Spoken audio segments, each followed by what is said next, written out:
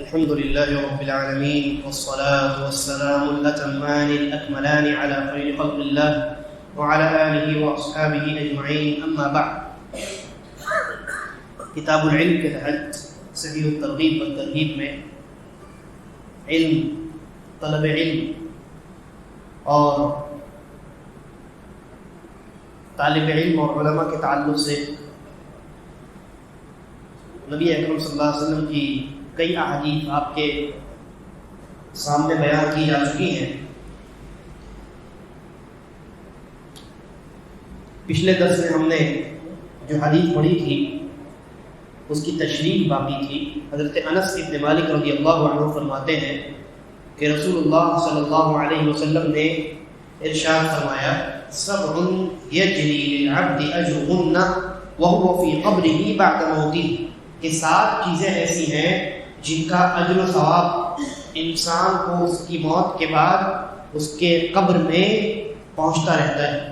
پہلی چیز ہے من علم علما، اس انسان کو ثواب پہنچتا رہتا ہے کہ جو انسان کسی کو علم سکھا کر کے مرا ہے.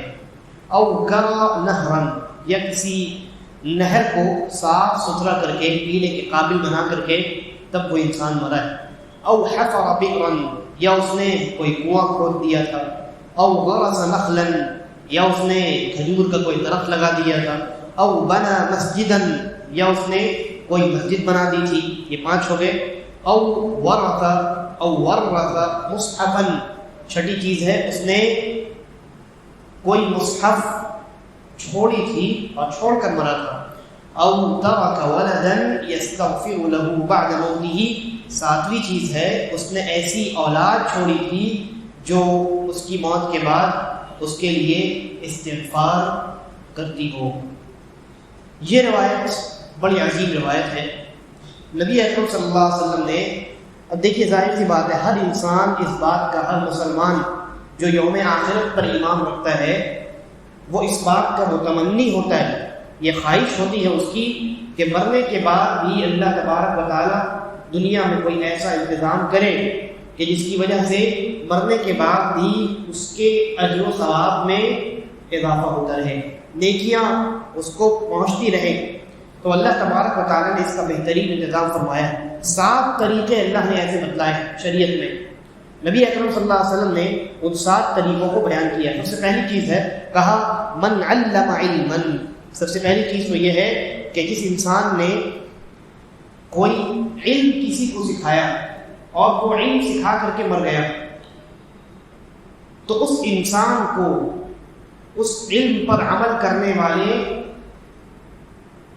کا ثواب برابر پہنچتا ہے. یہاں علم سے کون سا علم مراد ہے؟ شریعت کا علم، دین کا علم مراد. کوئی انسان دین کا کوئی معمولی علم بھی اگر کسی کو سکھا کر کے مر گیا ہے تو جب تک وہ آدمی زندہ جو ہے، وہ جب تک اس علم پر عمل کرتا رہے گا اس آدمی کا ثواب پہنچتا رہے گا. یہ مر چکا ہے، قبر میں جا چکا ہے، ہڈیاں بوسیدہ ہو چکی ہیں، ساری چیزیں ختم ہو چکی ہیں، لیکن اس کو برابر علم ثواب پہنچتا رہتا ہے. اسی لیے کئی علماء کا یہ قول میری نظر سے گزرا ہے. وہ فرماتے ہیں کہ کم از کم اپنے انسان کو چاہیے کہ وہ کم از کم اپنی اولاد کو سورۃ الفاتحہ خود ضرور سکھائیں. بچہ جب بڑا ہوتا ہے، بولنا شروع کر دیتا ہے، تو آپ کیا کرتے ہیں؟ اس کو بہت ساری باتیں سکھلاتے ہیں، اور جب پراپر وہ بولنے لگتا ہے پھر اس کو بیٹھا دیا جاتا ہے، یا سند قرآن دے کر کے قاعدہ، نورانی قاعدہ دے کر کے بیٹھا دیا جاتا ہے. حافظ صاحب آتے ہیں، حافظ صاحب کے حوالے کر دیا جاتا ہے. وہ حافظ صاحب مکمل نورانی قاعدہ ہے، سند قرآن اس کو پڑھاتے ہیں. قرآن پڑھنا حافظ صاحب اس کو سکھاتے ہیں. اس کے بعد جب وہ بچہ پراپر پڑھنے لگتا ہے تو پھر اس کو مختلف صورتیں یاد کرائی جاتی ہیں، وہ بھی حافظ صاحب یاد کراتے ہیں. سورۃ الفاتحہ بھی حافظ صاحب یاد کراتے ہیں. تو وہ بچہ جب سورۃ الفاتحہ پڑھے گا تو ثواب کس کو ملے گا؟ پوری زندگی حافظ صاحب کو ثواب ملے گا، ہے کہ نہیں؟ ان کو ثواب ملے گا. قرآن پڑھنا اس نے حافظ صاحب سے سیکھا ہے، تو پوری زندگی جب تک وہ قرآن پڑھتا رہے گا تو آپ حافظ صاحب کو ملے گا. اس لیے علماء کہتے ہیں کہ آپ سے اگر کچھ نہ ہو سکے تو کم از کم اتنا ضرور کیجئے کہ بچے کو قرآن پڑھنا خود سکھائیے. یا کم از کم اتنا ضرور کیجیے کہ سورۃ الفاتحہ جس کے بغیر نماز نہیں ہے، اور مسلمان کو دن بھر میں کم از کم صرف فرض نمازوں کی رکعتیں کاؤنٹ کی جائیں تو 17 بنتی ہیں۔ 17 مرتبہ ایک مسلمان بچہ نماز میں پڑھے گی، 17 رکعتیں پڑھے گا وہ، ہے نا، اور ہر رکعت میں اس کو سورۃ الفاتحہ پڑھنی ہے، تو ایک دن میں ہر روز وہ 17 مرتبہ سورۃ الفاتحہ پڑھ رہا ہے۔ اگر آپ نے اس کو سکھایا ہے تو ثواب آپ کے کھاتے میں بھی جائے گا، اور یہیں پر معاملہ رک نہیں جاتا ہے، بس نہیں ہو جاتا ہے، بلکہ وہ بچہ جب بڑا ہوگا پھر اس کے ہاں اولاد پیدا ہوگی، وہ بچہ اپنی اولاد کو سکھائے گا، ہے کہ نہیں؟ تو وہ جو اس کا بچہ ہے، آپ کا پوتا پوتی یا ناتی جو کوئی بھی ہے، وہ جب سورۃ الفاتحہ اپنی زندگی میں پڑھے گا، اس کا ثواب اس کے والدین کو ملنے کے ساتھ ساتھ دادا دادی یا نانا نانی کو بھی ملے گا، ہے نا۔ اس لیے علماء نے یہ بات لکھی ہے کہی ہے کہ آپ کم از کم کچھ نہیں کر سکتے ہیں تو اس بات کا ضرور اہتمام کیجیے کہ سورۃ الفاتحہ آپ خود اپنے بچے کو سکھائیے، کوئی اور نہ سکھائے، کیونکہ کسی اور نے سکھایا تو ثواب پوری زندگی وہ لے جائے، آگے پورا سلسلہ جو چلے گا اس پورے سلسلے کا ثواب وہ آدمی لے جائے۔ اس لیے آپ اگر یہ چاہتے ہیں کہ موت کے بعد، وفات کے بعد آپ کے نامہ اعمال میں نیکیوں میں اضافہ ہوتا رہے، تو بچوں کی بہترین تربیت کیجیے، بچوں کی، اور دیکھیے اس سے فائدہ کس کا ہوتا ہے۔ اگر ایک انسان اپنے بچے کی دین اور شریعت کی بنیاد پر تربیت کرتا ہے تو وہ فائدہ لوٹ کر کے اسی انسان کے پاس آتا ہے۔ جیسا کہ ابھی آگے جو 7واں جو طریقہ ہے اس میں بھی اس طرح کی بات آئی، آپ نے اپنے بچے کو نماز سکھلائی، قرآن پڑھنا سکھلایا، سورۃ الفاتحہ کی تعلیم آپ نے اس کو دی، اب پوری زندگی کو نماز پڑھ رہا ہے، قرآن پڑھ رہا ہے، سورۃ الفاتحہ پڑھ رہا ہے، ثواب آپ کو پہنچ رہا ہے۔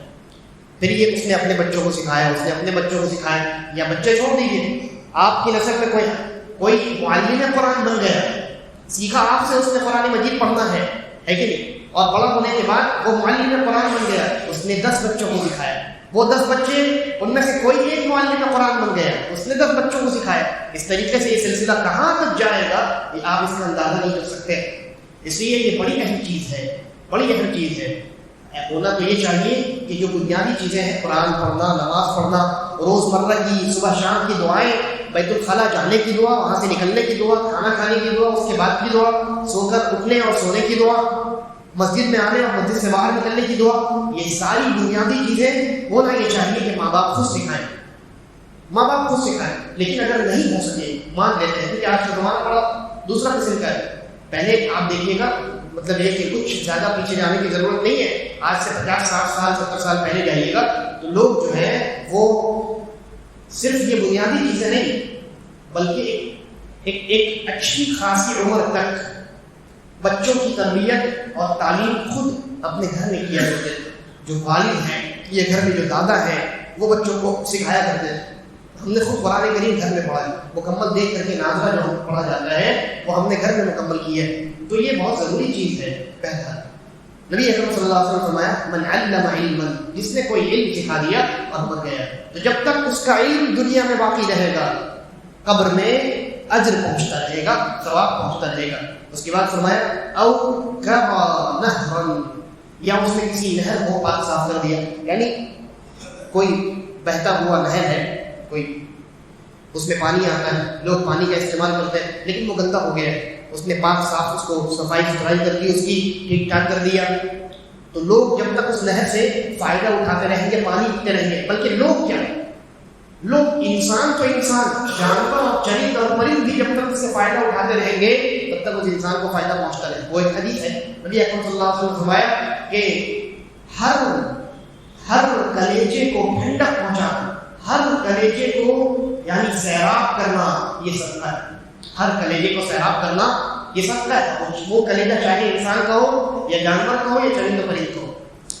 اور ابھی ہمارے یہاں شہروں میں نہریں نہیں ہیں، ہمارے یہاں نل سسٹم ہے یا اسی طریقے پر بورنگ سسٹم ہے، تو آپ دیکھیں کسی علاقے میں اگر ایسا معاملہ نہیں ہے، مطلب یہ انتظام نہیں، کچھ دور کے علاقے میں وغیرہ میں دیہاتوں میں اگر آس پاس میں انتظام نہیں ہے، آپ وہاں کچھ پیسہ خرچ کیجیے اور وہاں وہ کیا کہتے ہیں بورنگ کا انتظام کر دیجیے، ٹیوب کل لگا دیجیے، آپ پانی کا انتظام کر دیجیے۔ اسی طریقے پر اللہ کے نبی نے صلی اللہ علیہ وسلم آگے فرمایا اور حفر بکرن، یا اس نے کوئی کنواں کھدوا دیا، یہی معاملہ ہے، کنواں کھدوا دیجیے یا آپ جو ہے وہ بورنگ کا انتظام کر دیجیے، پائپ لائن لگا دیجیے، پانی کا انتظام آپ نے کر دیا ہے تو اس پانی سے لوگ اور یہاں تک کہ انسان کے بعد جانور اور چرند اور پرند ہیں وہ جب تک فائدہ اٹھاتے رہیں گے تب تک مرنے والے انسان کو فائدہ پہنچتا رہے.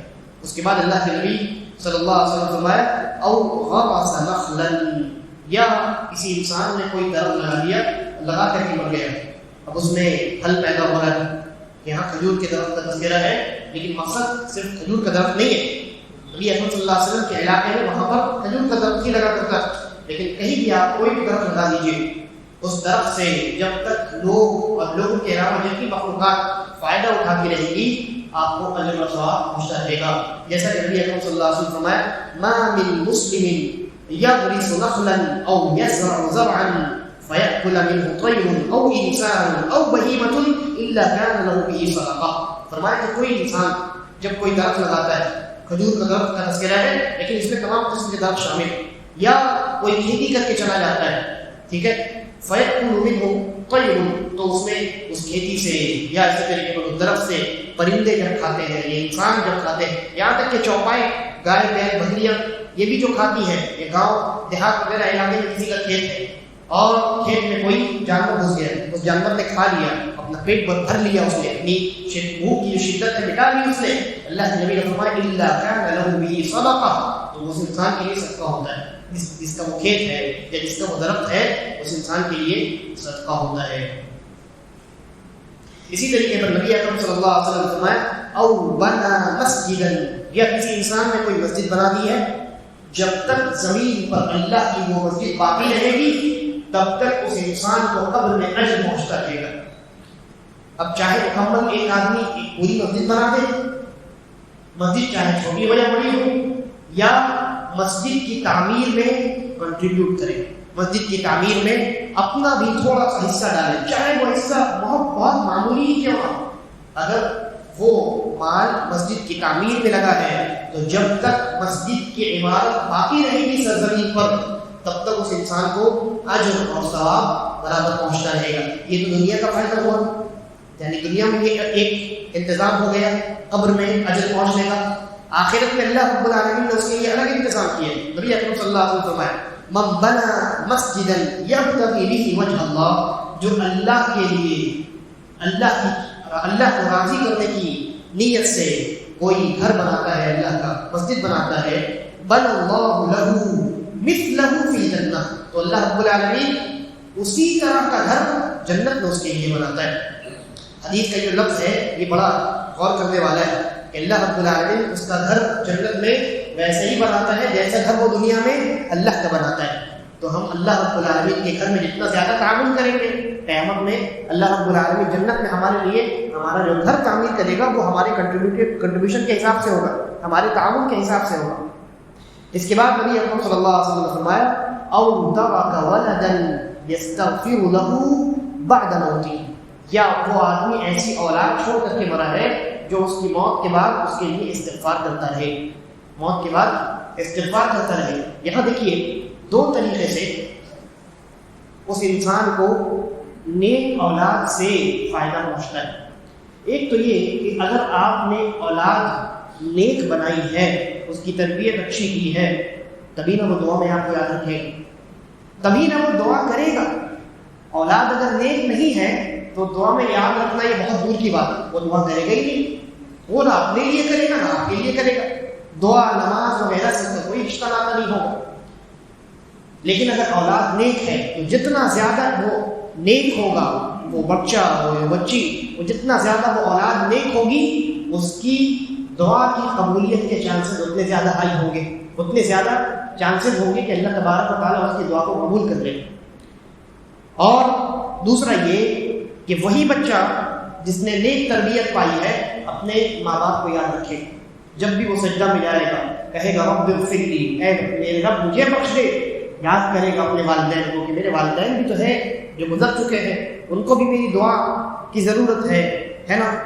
تو وہ اپنے والدین کو یاد کرے گا اور پھر سجدوں میں، نمازوں میں یا نمازوں کے علاوہ دیگر اوقات میں جب وہ دعا کرے گا اپنے والدین کو یاد کرے گا اور ان کا حق جانتے ہوئے وہ ان کے لیے استغفار کرے گا، دعا کرے گا. تو یہ کب ہوگا؟ جب والدین نے بچوں کی تربیت نیک اور اچھی کی ہوگی تبھی نا. نبی اکرم صلی اللہ علیہ وسلم کی ایک حدیث ہے ابن ماجہ کے اندر، آپ نے فرمایا کہ قیامت کے دن ایک آدمی لایا جائے گا، وہ دیکھے گا کہ نیکیوں کا بہت بڑا پہاڑ ہے، تعجب کرے گا، نیکیوں کا اتنا بڑا پہاڑ، کہے گا یا رب انا لی ھذا، یہ نیکیوں کا پہاڑ اے میرے رب کہاں سے آ گیا؟ وہ اصل میں یہ سوچ رہا ہوگا کہ دنیا میں اتنی نیکیاں تو میں نے کی نہیں، یہ نیکیوں کا پہاڑ آیا تو آیا کہاں سے؟ تو پوچھے گا اے اللہ یہ نیکیوں کا پہاڑ کہاں سے آ گیا؟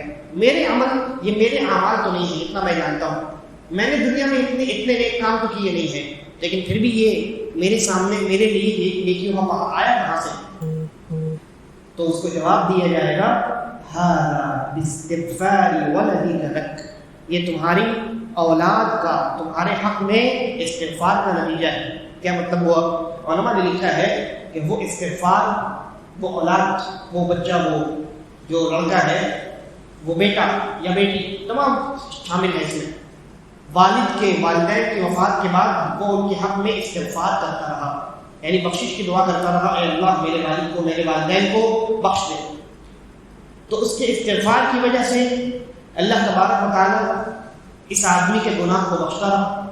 لیکن یہاں گناہ ختم ہو گئے، اس کا استغفار ختم نہیں ہوا. سمجھ میں آ رہی بات؟ یہاں والدین کے گناہ ختم ہو گئے لیکن بچے کا استغفار ختم نہیں ہوا، پوری زندگی استغفار کرتا رہا. تو اس کے استغفار کا فائدہ اللہ تبارک و تعالیٰ نے اس کے باپ کو نیکیوں میں اضافہ کی شکل میں دیا. تو گناہ جب ختم ہو گئے لیکن یہ برابر استغفار کر رہا ہے، استغفار کے بدلے اللہ تبارک و تعالیٰ نے اس کی نیکیوں میں اضافہ کرنا شروع کیا اور وہ نیکیاں قیامت کے دن پہاڑ کی طرح اس کے سامنے پیش کی گئی. تو کتنا خوش ہوگا وہ آدمی جس نے زندگی میں تھوڑی بہت محنت کی اور اپنے بچوں کی اچھی تربیت کی اور آخرت میں بہت نیک عمل کر کے نہیں مرا، لیکن آخرت میں جب اٹھایا گیا اللہ کے سامنے تو نیکیوں کا پہاڑ اپنے بچوں کی وجہ سے اس نے اپنی نظروں کے سامنے پایا. کتنا خوش بخت ہوگا وہ انسان.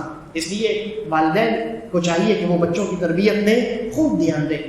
اس کے بعد نبی اکرم صلی اللہ علیہ وسلم نے فرمایا او ورث مصحفا، یہ فرمایا کہ یا کسی آدمی نے کوئی مصحف چھوڑ کر وہ اس دنیا سے گیا ہو. مصحف کسے کہتے ہیں؟ قرآن مجید کو، جو ہمارے یہاں یہ جو رکھے ہوئے قرآن مجید مسجدوں میں انہیں مصحف کہا جاتا ہے. تو کوئی آدمی مصحف چھوڑ کر کے مرا، یعنی ایک آدمی کے پاس وہ اس نے پیسے خرچ کیے اور قرآن مجید کا ایک نسخہ، ایک کاپی لے کر کے اپنے گھر میں اس نے رکھ دیا یا مسجد میں رکھ دیا. جب تک وہ نسخہ باقی ہے، جب تک وہ قرآن کی وہ کاپی باقی ہے، لوگ اس کو پڑھ رہے ہیں، اس سے استفادہ کر رہے ہیں، تب تک اس آدمی کو بھی اجر برابر ملتا رہے گا، چاہے وہ زندہ رہے یا مر جائے. مرنے کے بعد بھی قبر میں اجر پہنچتا رہے گا. اور علماء نے لکھا ہے کہ یہاں مصحف میں تمام شرعی اور اسلامی کتابیں شامل، تمام شرعی اور اسلامی کتابیں شامل ہیں. آپ نے دیکھا کہ ایک آدمی نماز ٹھیک سے نہیں پڑھ رہا تھا، اس کو آپ نے کتاب خریدی نماز نبوی، خرید کر کے آپ نے اس آدمی کے حوالے کر دیا. وہ آدمی اپنے گھر لے کر کے گیا، اس آدمی نے اس کا مطالعہ کیا، نماز اس کی درست ہو گئی، اس نے اپنے بچوں کو پڑھایا، بیوی کو پڑھایا اور اپنے گھر میں جو لوگ ہیں ان کو پڑھایا. وہ ان تمام لوگوں نے اس کتاب کو پڑھا، اپنی نمازوں کو درست کیا. پھر کسی اور کو ضرورت ہوئی، انہوں نے وہ کتاب کسی اور کو دے دیا. یا اسی طریقے پر آپ نے دیکھا کہ کسی کا عقیدہ خراب ہے، عقیدے کے معاملے میں کوئی انسان ذرا کمزور نظر آتا ہے، آپ نے کوئی کتاب عقیدے کے اوپر لکھی گئی تو اس کو خرید لیا، کتاب التوحید آپ نے خرید لی، اس کو اس آدمی کو دے دیا پڑھنے کے لیے. یا مسجد میں آپ کہیں آئے ہیں، مسجد میں آپ نے دیکھا کہ بس قرآن مجید تو ہے لیکن پڑھنے کے لیے اور کوئی دوسری کتاب نہیں، تو آپ نے مختلف کتابیں، کوئی سنت کی اہمیت پر، کوئی عقیدے کے موضوع پر، کوئی نماز اور روزے اور اسی طریقے پر وہ وضو کے مسائل پر آپ نے خرید کر کے وہاں رکھ دیے. جب تک ان کتابوں کو پڑھا جاتا رہے گا تب تک اس آدمی کو ثواب پہنچتا رہے گا.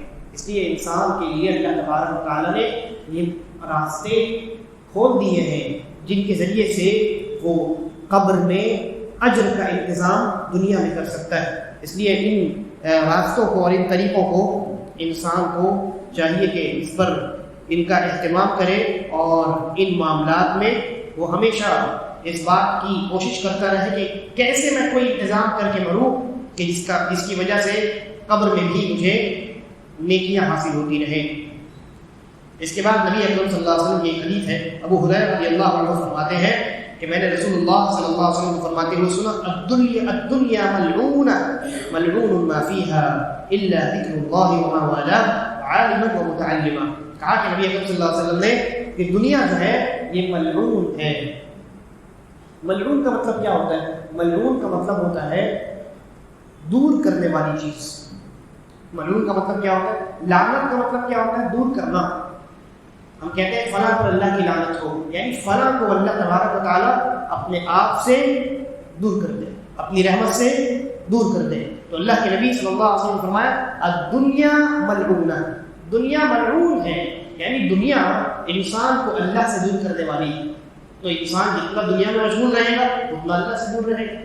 دنیا کے اندر تمام چیزیں ملعون ہیں، ہر چیز جو دنیا کی ہے وہ اللہ سے انسان کو دور کرنے والی. اور فرمایا ملعون ما فیہا، دنیا میں جو کچھ ہے وہ تمام چیزیں، بازار ہے اور جتنی چیزیں ہیں وہ تمام چیزیں انسان کو اللہ رب العالمین سے دور کرنے والی ہیں الا ذکر اللہ، سوائے اللہ کے ذکر کے.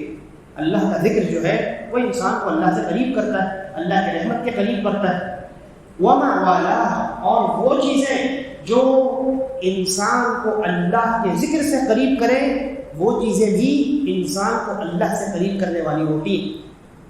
انسان کو اللہ کے ذکر سے قریب کرنے والی چیزیں جیسے قرآن مجید کی تلاوت ہے، مکمل نماز ہے. نماز میں انسان کیا کرتا ہے؟ اللہ کو یاد کرتا ہے. تو یہ تمام چیزیں، دعا ہے، استغفار ہے، تسبیح و تحلیل ہے، یہ تمام چیزیں ذکر ہیں اور یہ انسان کو اللہ سے قریب کرنے والی. تو یہ چیزیں یعنی اللہ کو یاد کرنا، ذکر الہی، یہ انسان کو اللہ سے قریب کرنے والی چیزیں ہیں. ان کے علاوہ تمام چیزیں کیا ہیں؟ تمام چیزیں اللہ سے دور کرنے والی. اور دو چیزیں اور ہیں جو انسان کو اللہ سے قریب کرنے والی اور دنیا سے دور کرنے والی. فرمایا او وعالما ومتعلما، اور عالم دین اور شریعت کا جاننا جانکار، ومتعلما یا اگر جانکار نہیں ہے تو جانکاری حاصل کرنے والا، شریعت کا دین کا علم سیکھنے والا. یہ دو قسم کے لوگ ہیں، عالم سکھاتا ہے، متعلم سیکھتا ہے. تو دین سکھانے والا اور دین کو سیکھنے والا. اور اس سے پہلے کیا؟ دو چیزیں اور، ذکر اللہ اور ذکر اللہ سے قریب کرنے والی چیزیں. تو چار چیزیں ایسی ہیں پوری دنیا کے اندر جو انسان کو اللہ سے قریب کرنے والی ہیں، ملعون نہیں ہیں. ملعون نہیں ہے تمام دنیا، اور دنیا کے اندر تمام چیزیں ملعون ہیں. صرف چار چیزیں ملعون نہیں، ایک اللہ کا ذکر، دوسرا وہ چیزیں جو اللہ کے ذکر سے انسان کو قریب کرتی ہیں، تیسرا عالم جو لوگوں کو علم سکھاتا ہے، چوتھا متعلم جو علم سیکھنے کے لیے آتا ہے. لہذا کوشش ہماری ہونی چاہیے کہ ہمارا جو شمار ہے وہ یا تو عالم میں ہو یا متعلم میں ہو، یا تو عالم میں ہو یا متعلم میں ہو. کیونکہ اگر ہمارا شمار ان دونوں میں نہیں ہے اس کا مطلب ہمارا شمار اہل دنیا میں ہے، اور دنیا تو ملعون ہے کہ نہیں؟ دنیا اللہ سے دور کرنے والی ہے، یعنی ہم اللہ سے دور ہیں. تو اگر ہم اللہ کے قریب ہونا چاہتے ہیں، اللہ کی رحمت سے قریب ہونا چاہتے ہیں، تو ہمیں یہ کوشش کرنی چاہیے کہ یا تو ہمارا شمار عالم میں ہو یا متعلم میں ہو.